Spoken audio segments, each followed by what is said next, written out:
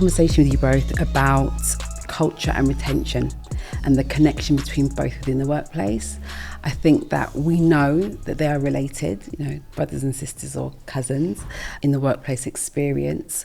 But I think I want to identify what is culture, what is good culture, and recognizing the part that leaders play within being culture custodians or CEOs play within explaining the culture that they want for the organisation very clearly, and then looking at retention and what does retention or good retention look like. It's the word retention. People kind of throw it around as a badge of honour, like a blue Peter badge. Retention. What does it actually mean, and what does good and bad look like? So, I'll start off with culture.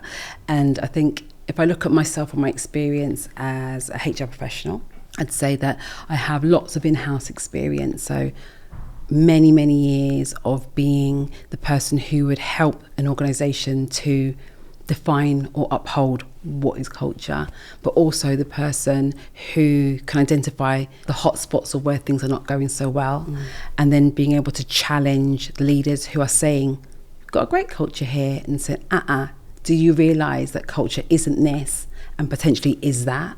So I always talk about companies that think, writing words on the wall, mission, vision, values in neon letters, or great decals and these great words and really funky website. Some CEOs think, well, we've got a good culture, go and look at our website, look at our socials. You go into the office and they might have really fancy chairs or bean bags, and we've all kind of been through that.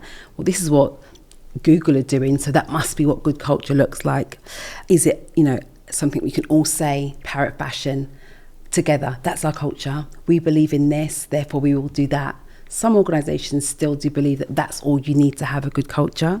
I've seen organisations that have, funky video, funky music. Yeah, it's so cool, but do you need to be cool to have a good culture? And I really want to kind of drill down as we speak into, well, what does good look like? Because I think that culture is obviously a lot more than that, and how you build it and how you sustain it and how you recognise when it's broken is really, really important. So whenever I get leaders coming to me and saying, our culture's fine, that bit's okay, we just need help with that bit. Well, if you need help with that bit, it means that there's a mirror being held up to your culture because something's not going well within your culture. And I often say, when you have a meeting with your team, is there a meeting after the meeting? Because that's culture. Are you then going to go, is everyone going to talk about what was happening in that meeting, or they're going to say it in that room? I talk about things like when someone's speaking in a meeting, even on Zoom, do you see the kind of like two people giving each other the side eye or rolling their eyes, or when something's said, they kind of dart? And that's culture. That's a really good temperature check of what's really going on. And for me, that means there's a lack of trust.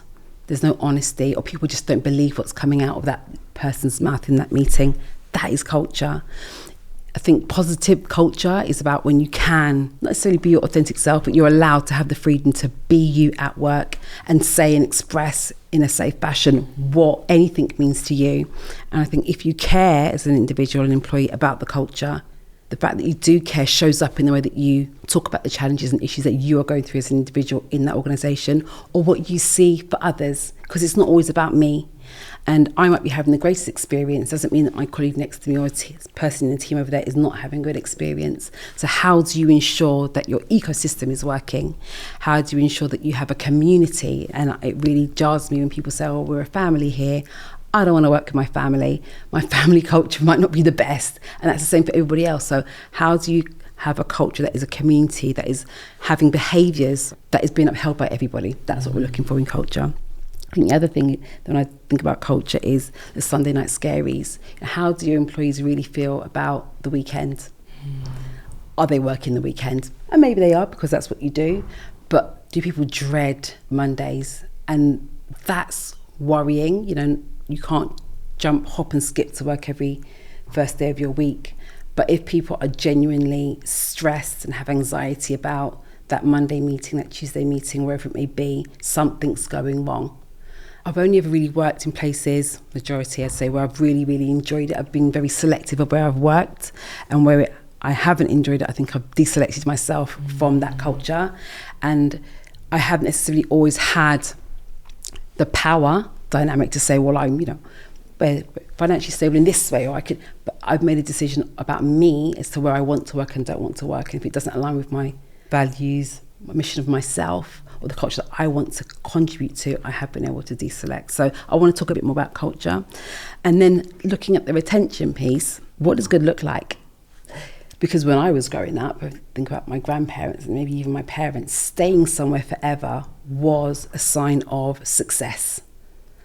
And also in the beginning stages of my working career, your badge of honor was your 1 year pin, your 5 year crystal ashtray or whatever they gave you, your 20-year clock, the gold watch. The gold watch, yeah, like your Argos gold watch.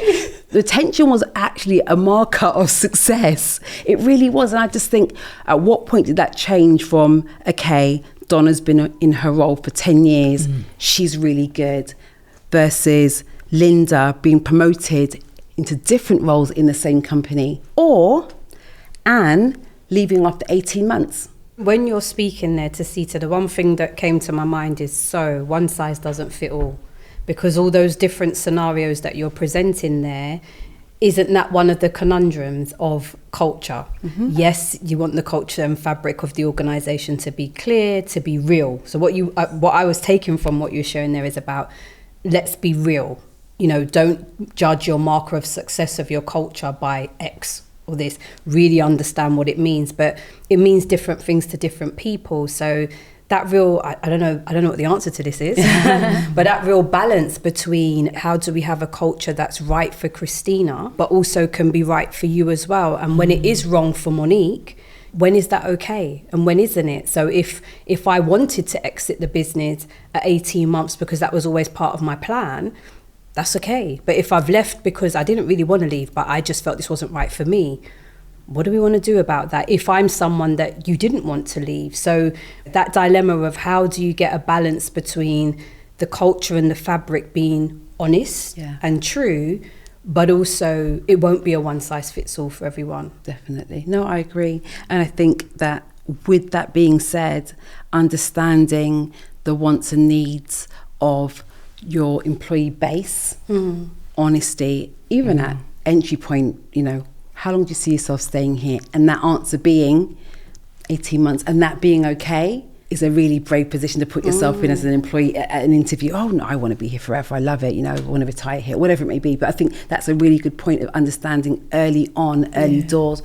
What do you want to do? And that person's desires, wishes, dreams, plan for their career not being a threat to the person that's interviewing them or the organisation, because quite often you have people who are sitting in spaces that think, well, I'm on this side of the table, you're on that side, I have the power and I know everything that is right, and actually you'll come in and conform and not being an individual in this organisation at that point.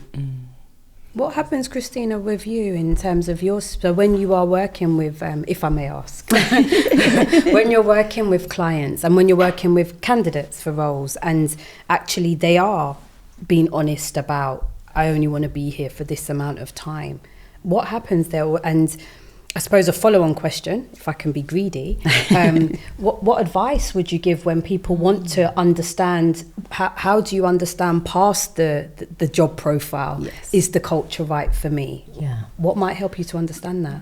So culture starts for me from the first point of engagement with a business.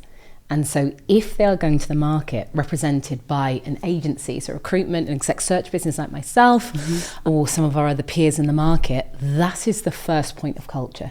So we recognize ourselves as brand ambassadors. So every organization that I work with, we see ourselves as an extension of that talent acquisition function. So culture sits with us. Yes. So the way in which we introduce them to the organization, the way in which we kind of really tease out the opportunity and what it is they're going to do. So I feel like it's a huge kind of duty of care as somebody who is relocating somebody, especially because we look for all leaders, specifically those from underrepresented backgrounds. There's a real financial security and safety that sits behind that. Yeah. So I want to make sure that the culture they're going into, we pressure test it. So that's the first point of culture. Nothing energizes me more than when I sit down with a hiring manager or a leader and they say, great, this is our appointment, but we don't want them to be here forever, or we don't want them in this role forever. Within the organisation, we want them to grow and do different things and be a part of our journey, but the expectation is not that they are in this role for the foreseeable. We want them to come in, be part of the transformation, and then co-create what good looks like within our business and how else they might serve us. So those are the conversations that energize me the most. And then we've got some clients that we meet that we say, great, we're really looking for somebody for the foreseeable. I want them to be my successor. We're like, brilliant. Well, when do you think you're moving up? Yeah, not sure yet. So immediately there's a disconnect. You want somebody to kind of be at your disposal until you feel like you're ready to move up. That just doesn't happen in this world. It really doesn't. And if we think about any kind of transformation period or life cycle, it's usually 3 to 5 years. So if you've got a good chief people officer, good chief marketing officer, they're in it. It's never for the long haul. If somebody has been in the same role beyond 5 years, the transformation period's come and gone. It's come and gone. So how are they then being energized in their role, and what's the value that they are then bringing to the business? So I love the businesses, Mon, that say to me, we want the best talent in the market, and we understand that they are going to want to understand from us what's next. Yeah, real partnership conversation. It's an equal partnership conversation. Yes. Yeah.